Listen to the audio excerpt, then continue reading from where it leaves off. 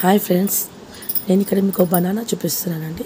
ఈ బనానాలో different types of bananas అయితే ఉన్నాయి. ఈ బనానా అనేది ఇక్కడ తమిళనాడులో ఇలాంటి పండ్లను చూస్తుంటామండి. దీని పేరు నేంద్రఫలం అంటారు. ఇది హెల్త్కి చాలా మంచిదనేసి ఇక్కడ చెన్నై అంటే తమిళనాడు వాళ్ళు ఎక్కువగా యూజ్ చేస్తుంటారండి. చూడటానికి ఎలా ఉంటుందంటే కాయగా ఉంటుంది అండ్ ఆరెంజ్ లైట్ ఆరెంజ్గా ఉంటుందండి. దీన్ని బాయిల్ చేసుకొని తినమన్నారనమాట.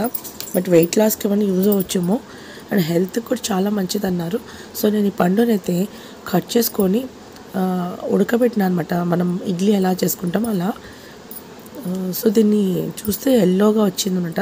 టేస్ట్ మాత్రం తినేటప్పుడు గనసగడ్డలా అనిపించిందండి నాకు టేస్ట్ అయితే.